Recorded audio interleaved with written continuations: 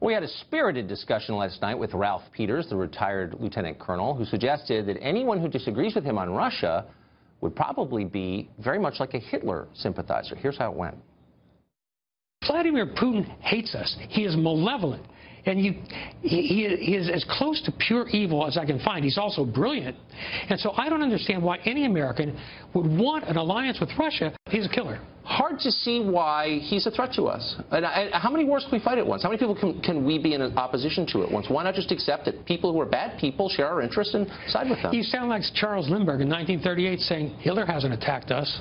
I beg your pardon? Slow down. Hey, slow down, Colonel. I'm not in any way. You cannot compare me to someone who would make apologies for Hitler. And I don't think Putin is comparable to Hitler. I think Putin is. Look, I think it's a grotesque overstatement, Putin, actually. he assassinates dissidents and journalists. He bombs women and children on purpose in Syria. He is as bad as Hitler. And yet you want us to align with the Russians, with Iran, with Assad. I want us to act in America's interest and stop making shallow, sweeping moral claims about countries we don't fully understand and then hope everything will be fine in the end. If a country we don't like takes active steps to kill people who are a threat to us, I'm going to pause and applaud.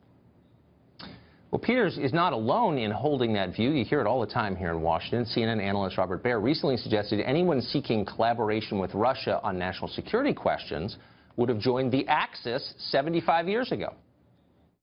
Clearly, the country that attacked us in the 2016 elections, you can't go into business with them. It is truly like, working with the Japanese after Pearl Harbor to, defend Hawaii, the air defense. It's just nutty. Max Boot is a senior fellow at the Council on Foreign Relations. He says he agrees with what Lieutenant Colonel Peters said last night, and he joins us tonight. Max, thanks a lot for coming on. Now, I think it's Thanks fair. for having me, Tucker. I think it's fair to disagree about whether or not cooperating with Russia in the fight against ISIS is a good idea. But to dismiss anyone who doesn't share your view as a Nazi sympathizer seems cheap and a shortcut and not really befitting a self-described genius like yourself. Why would you say something like that? Well, rest assured, Tucker, I'm not actually saying that you're a Nazi sympathizer. And the one thing that I would disagree with Colonel Peters about is I don't think that Putin is comparable to Adolf Hitler because there was only one Hitler. But what I do believe is that Mitt Romney was right. I was a foreign policy advisor on the Mitt Romney campaign in 2012 when he said that Putin is the #1 geopolitical threat that we face. I think that's true today. And I'm very disturbed, Tucker, when I see you at the top of the show, you and Mark Steyn, yucking it up over the fact that Putin is interfering and meddling in our election process, undermining the sanctity of our elections to try to get Donald Trump elected, and that Donald Trump Jr., when he's told that Putin's government wants to support the Trump campaign, he doesn't pick up the phone to the FBI. He says, I love it. That, to me, is very disturbing. But what's even more disturbing is that you don't think it is disturbing. Point by point here. First of all, I'm sorry that laughter disturbs you. And you can debate whether or not this is not funny, Donald Tucker. Trump, I'm sorry. This is an assault on our democracy. I get your view there, Max. You can debate whether or not what he did is a crime or falls under the Espionage Act or not, but to dismiss people who disagree with you as immoral, which is your habit, isn't a useful form of debate. It's a kind of moral preening, and it's a little odd coming from you, who really has been consistently wrong in the most flagrant and flamboyant way for over a decade. And so you have to sort of wonder, like, What have I been wrong about, Tucker? What have I been wrong about? Having watched you carefully and known you for a long time, I recall vividly when you said that if we were to topple the governments of Afghanistan and Iraq, the region would be much safer, and the people who took their place would help us in the global war on terror. Of course, it didn't happen. I was there when you said that. On me, Tucker. I'm not getting holier than thou. I'm merely saying you supported the invasion of Iraq, you have been consistently wrong, and many people have been wrong. I've been wrong about a ton of things, but you try to learn your lesson. But when you get out there in the New York Times and say, we really should have done more to depose Gaddafi because, Libya is going to be better when that happens. And then to hear you say we need to knock off the Assad regime and things will be better in Syria, you sort of wonder, like, well, maybe you should choose another profession, selling insurance, house painting, something you're good at. I guess that's kind of the point. Is there no sanction for being as wrong as you have?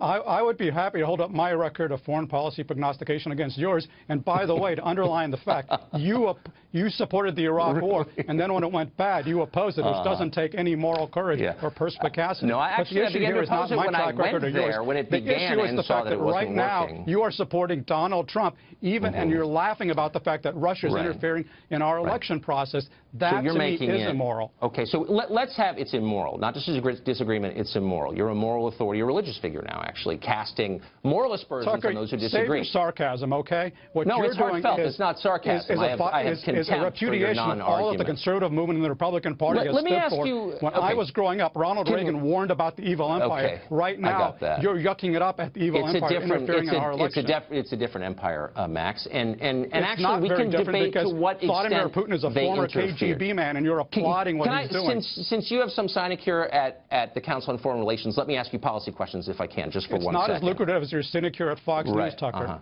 Let me ask you a question.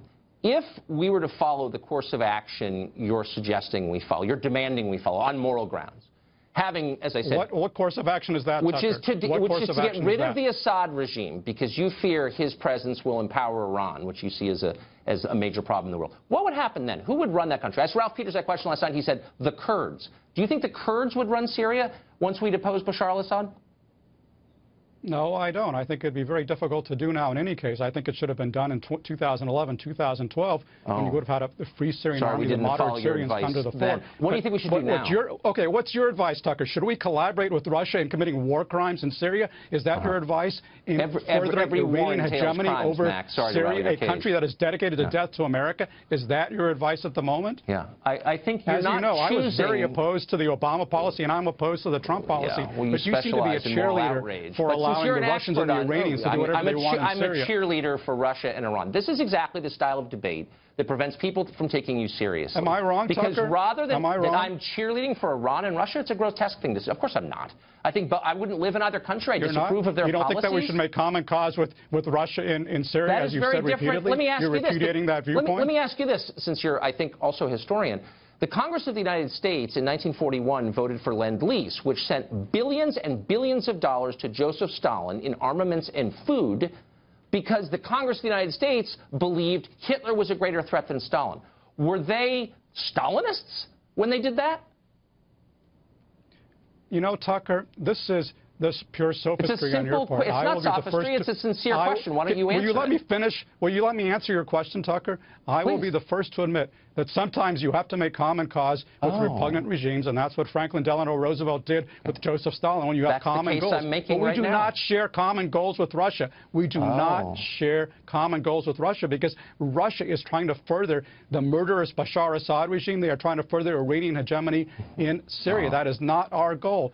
Iran believes in death to Israel. They believe in death to America. We should not be cooperating with them. We should not become complicit in Russian war crimes. Okay, let me just ask you factual questions. And Russia, by the way, is also undermining our electoral process, which you don't seem to care about, Tucker. Okay, the moral preening and the generalizations are tiresome. Let me ask you a specific question. You say your lack of moral judgment is tiresome to me. Your lack of moral judgment about what Russia is up to, I find to be offensive. This is why nobody takes you seriously. But I'm giving you a chance to redeem yourself by answering this question. You say Tucker, Iran is a primary threat to us. You're the one who's not taken seriously. Tell me how many Americans in the United States have been murdered by terrorists backed by Iran since 9/11. Oh, so you're taking the pro-Iranian line, essentially. Is that right? Well, that's what about the fact that hundreds of American troops... You're humiliating yourself, Max. Why don't you answer the question? Hundreds of American troops have been murdered in Iraq by Iran and its proxies. I also recall that in the 1980s, hundreds of American Marines were murdered in Beirut by Iran. Do you not care about those deaths, Tucker? Do I not care about those deaths? It's almost impossible to have a conversation with you because your responses are so childish. Of course I care about the deaths. I'm trying to get to the right answer. Tucker, are ridiculous, okay? I'm trying to get to what the best thing for the United States to do is. That we don't need to be worried about Iran? Is that what you're trying to say? I'm not arguing. Oh, slow down. I'm not arguing a pro-Iranian line. I'm not pro-Iran. I'm not pro-Russia. And I'm certainly not arguing that Iran is a good place or doesn't pose a threat to the United States. I'm merely saying, so what are you arguing, Tucker? Let me tell you, in a world full of threats, you create a hierarchy of them. You decide which is the worst, and then you go down the list. And my only question to you is... And Russia is right up there. Do you agree with that? Do you agree that Russia is a threat to us? I think the idea that Russia is in the top 5 is absurd, and it makes me wonder about your judgment. But I'm giving you a chance to answer the question, which is, it's absurd for you to say that Russia is not in the top 5. They're the only country that can destroy us with a nuclear strike. Okay.